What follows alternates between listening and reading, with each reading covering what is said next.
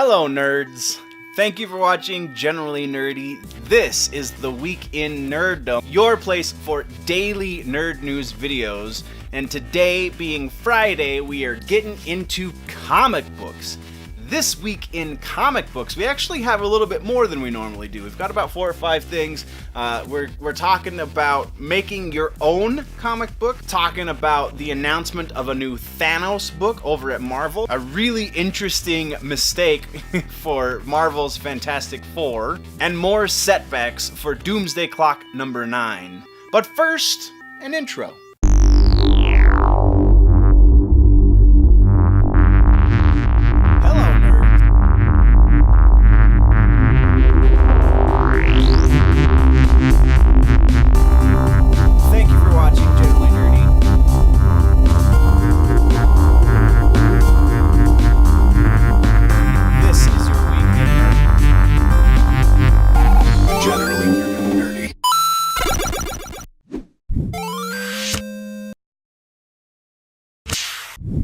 Have you ever wanted to get your comic book published, but you have no idea where to start?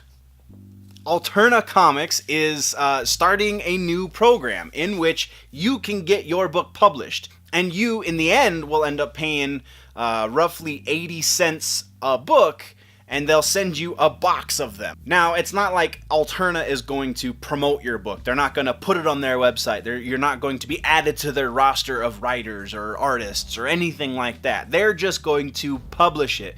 And it's not even going to be the highest quality publishing, but it's still a proper, good and proper comic book that you wrote and or drew. Starting January 25th, they're rolling out the printing partnership program, and basically what it is they're going to print your book on newsprint. So again, it's not going to be glossy. The cover is going to be glossy, but the pages themselves are not going to be glossy.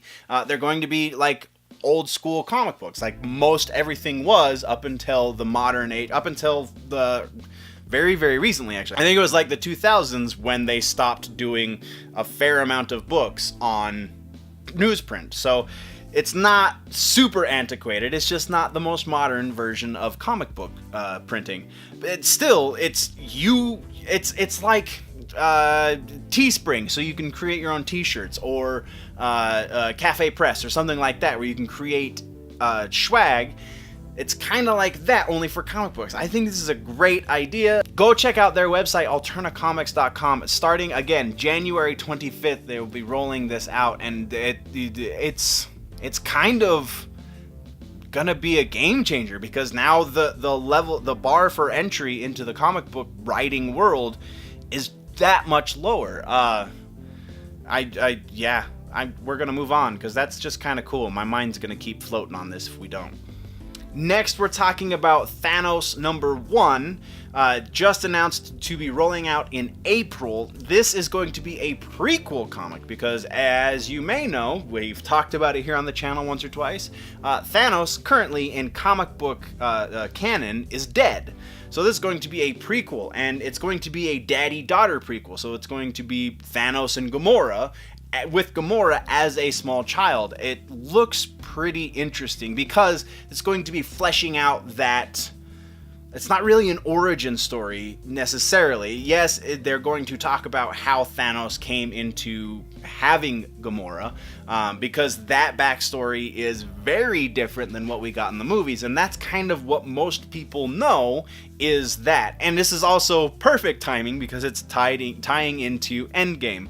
So that's probably the biggest reason why this is happening. But it's not to say it's not going to be a good book. The writer is Tini Howard, and the artist is Ariel Olivetti.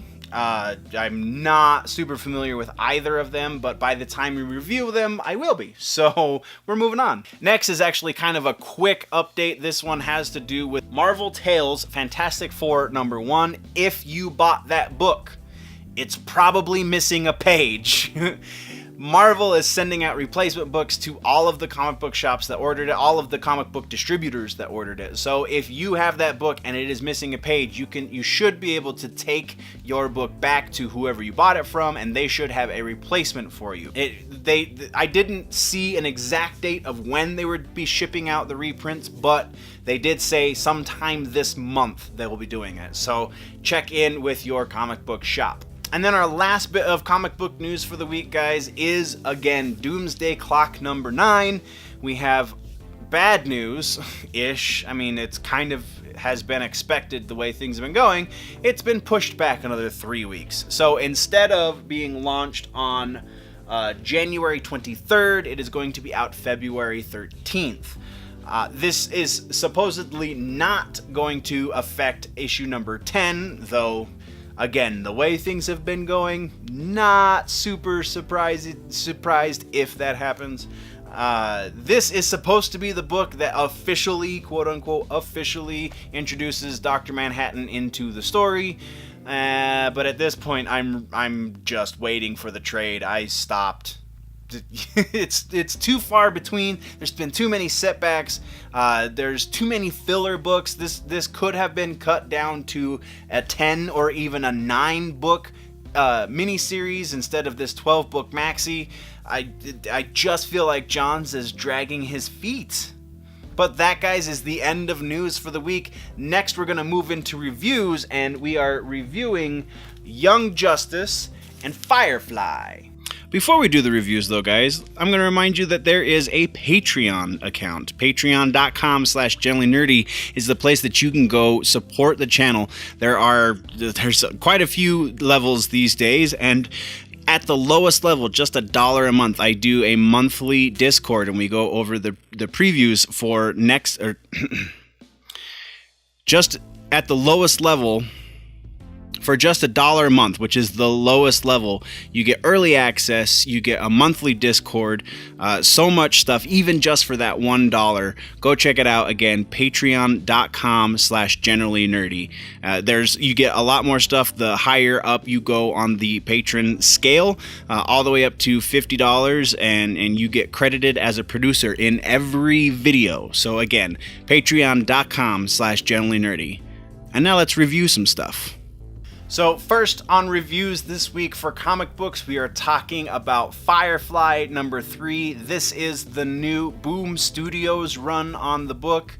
They got more than Buffy when they got the Whedonverse, obviously, because it's a Whedonverse and not just Buffy. So this was included with that, and actually so far I'm really liking the series. Greg Pak has the voice of Joss Whedon, more specifically the voice of Serenity, down cold. Absolutely, when you're reading this, you can hear those voices, you can hear the actors saying those lines. It's like every issue is like a new episode, and this isn't really a reboot like Buffy is. This is more taking a couple steps backward in time in order to still have all of your characters. So Wash and Mal are both alive. The entire original crew actually is there. And let's get into some of the pages. So first thing, the art is kind of the only thing that I am not feeling in this book. Specifically in this issue, we're not going to talk about the entire series, but specifically in this issue, we get some weird panels, and the panel layouts are also a little less than leave something to be desired. There you go. Let's just say it that way. So what I'm specifically talking about is here we've got Mal and Zoe talking with I can't remember her name. It's on the previous page. But so she's working for the Alliance, and she's a bounty hunter effectively, and she's hunting Mal and Zoe. We have Kaylee here driving them. They're in the back of the truck, and everything looks okay in these 3 panels, and then we get down here, and all of a sudden Mal's head is so much smaller than it was a moment ago, and he's really super blocky, and this isn't the only example of this. This is just the best example of this. It's inconsistent from page to page. Not necessarily horrible, but like here with Wash, this panel looks fine. This panel doesn't look like the same character, and this panel really doesn't look like the same character. It doesn't even almost look like the same race or species of being. Just super inconsistent artwork, which is actually kind of a distraction at times, especially when we get tiny-headed Mal. Overall, though, like, we still get these big pictures, which, when he's got apparently this much time to do a whole page, everything looks okay. Just okay, though, because there's also points in here where River, who that is supposed to be, looks an awful lot like Anara. And those are two very, very different characters in so many ways, and just, I wish there was somebody better on this art. But, aside from that, the dialogue, let's get into towards the end. Specifically, again, back to this. The dialogue here, leading into this, we have Mal yelling at Kaylee because he wants to kill the bounty hunter, and Kaylee just can't get behind it. And then this is absolutely dialogue from the show. Little busy, Wash. Yeah, unfortunately, so are we. And the ritual is the spilling of the blood, and we got Jane over here getting taken down by the religious zealots, and just all of the dialogue on those last few pages is absolutely something Joss Whedon would have written. This book is totally worth the pickup. Go to your local shop, grab it, read it, catch up, get the first 2 issues. Just, if you loved the series, then you will love this book in spite of the inconsistent art. I feel like it's only detracting to a degree. So let's real quick get into the reviews. So let's real quick get into the scores for this issue. General score, we're looking at an 80 out of 100. Remember, general is the more objective, so we're looking at it's really just the artwork, and kind of the panel layouts were nothing really outstanding. Every now and then, there's a flourish of brilliance, but by and large, if Greg Pak didn't have this dialogue down so well, this book would not be a pickup, something that I would advise you to get at all. But because the dialogue is so well written, and most of the action is very well written, that's the thing that overcomes the subpar art. So again, 80 out of 100 general score. Mythology, I feel like 95 out of 100. Again, there's a little bit of... There's a couple of moments, and this is more in the first 2 books than this book, but it's still kind of... The voice isn't perfect, and that's the only way you're going to get 100 on Mythology. You have to have it absolutely perfect, and it's not quite there, but I don't know if there's any way, unless you get Joss back on the writing staff, to get it there. So Greg Pak, again, is doing very, very, very, very, very, very well with this book, but a 95 out of 100 for Mythology. For story, we're still in the 90s, just barely though. We've got a 90 out of 100. I feel like the story in this, while it does feel like something that could have happened in the series, also kind of feels like something that did happen in the series. I mean, specifically, it didn't exactly this way, but some of these are rehash beats. Some of these are, yeah, I know that's how they would react, because that's how they did react when this happened in the show. So That I feel like there could be a more original story to tell, though this is not a bad story to have told. So 90 out of 100 for story. And then enjoyability, we're looking still in the A range. We're looking a 90 out of 100 for enjoyability. I really dug this book.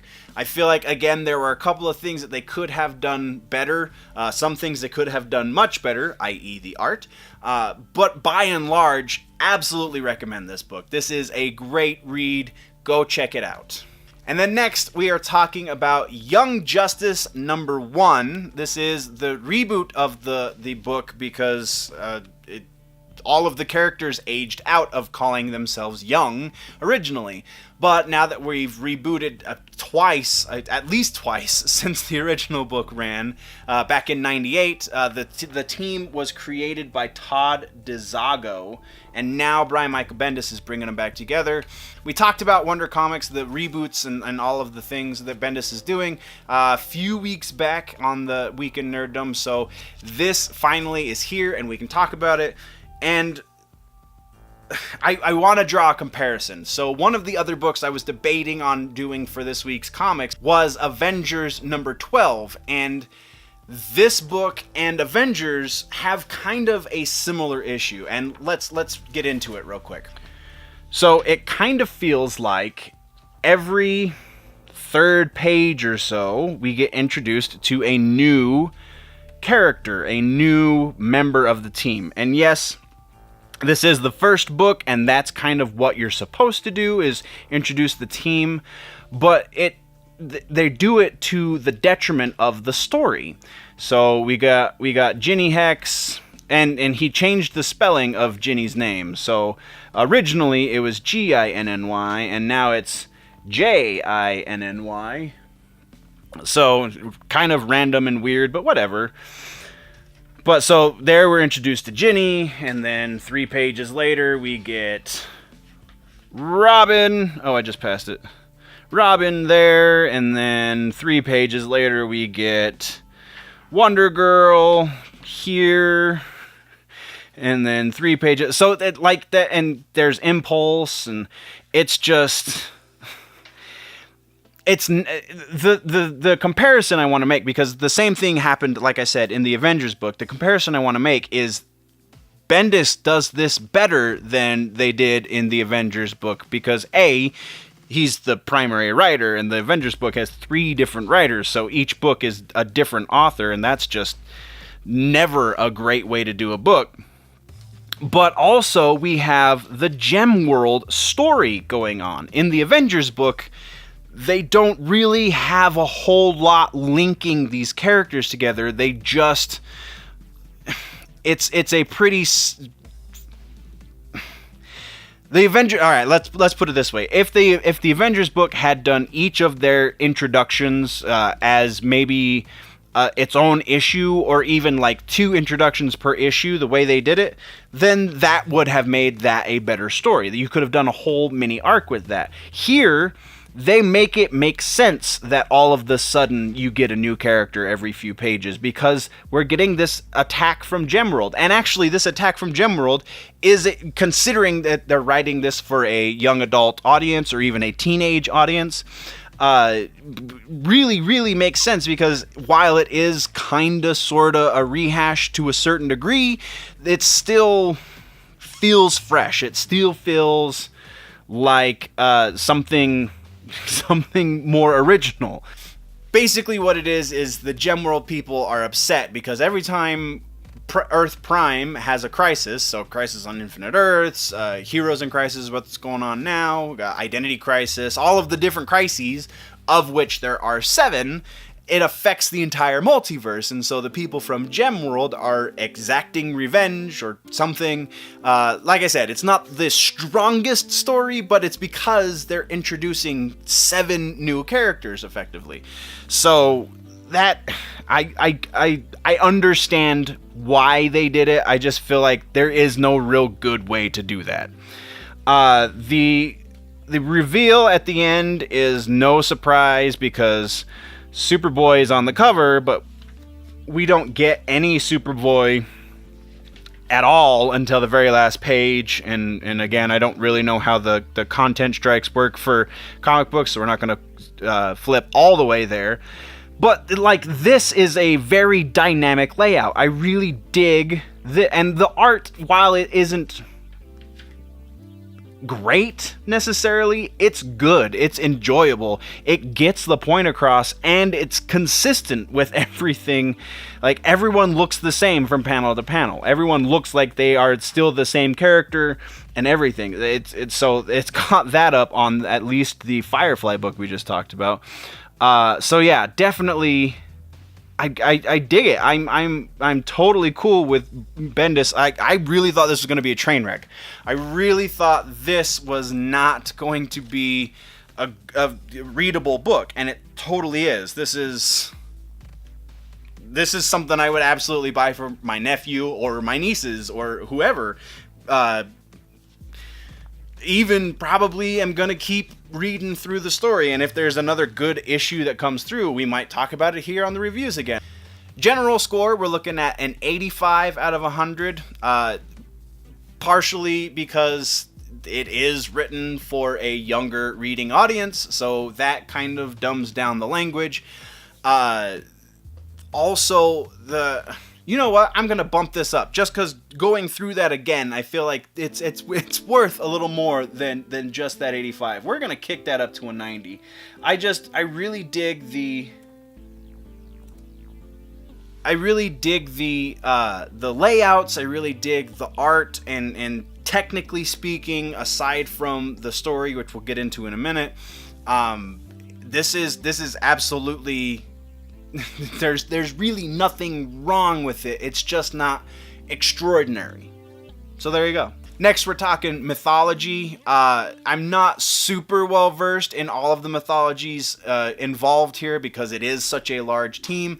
But as far as the general DC world goes, there's definitely a couple of liberties that Bendis is taking. There's definitely he's reworking some things to make this happen again. So I understand why it's going that way, but it's not perfect. So we're looking at an 85 out of 100 for mythology. Story, and this is again where this book lacks the most, but it's not bad. It's just lacking. So 75 out of 100 for the story, for the reasons we've already gone over. It's, you know, you're introducing 17 new characters, the actual story that's going on around that. While it is interesting and kind of feels fresh, is definitely something we've seen a few times before. And then enjoyability. We're looking at a 90 out of 100 for enjoyability. I really dug this book. It felt really good going through this and seeing what Bendis was bringing to the table.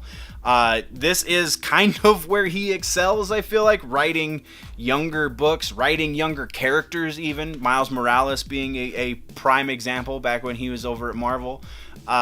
This is not a bad way to start a new series, and I can totally get behind that. So definitely recommend Young Justice. And that, guys, is where this week's update ends. What did I miss? What should we talk about next week? What should we review next week? Let me know in the comments down low. I really got to get a pull list together for the comic book shop, so let me know what you guys want to see in the reviews section. If, though, you want to go deeper into the conversation, jump over to the website, generallynerdy.net. That is the place to get all of the freebies. You can go get your nerdy swag at the general store on generallynerdy.net. There's a tab across the top that says General Store. You can go find all of the shirts that I wear on the show and a bunch more, and hoodies and all coffee mugs. It's all up there. Go check it out, generallynerdy.net. If this is your first time watching Generally Nerdy, then definitely click that subscribe or the follow button, whichever, platform you're watching on. They all have different words, but it means the same stuff. If you liked the episode, click the like button. If you didn't like the episode, then shame on you, but whatever. You can let me know that as well. If you're falling behind on your nerd news and you want to catch up, then you can click or tap that box right there to the left of my face to do that. But before you click that box, before you go buy the shirts, guys, always remember that if it's generally nerdy, it's probably here.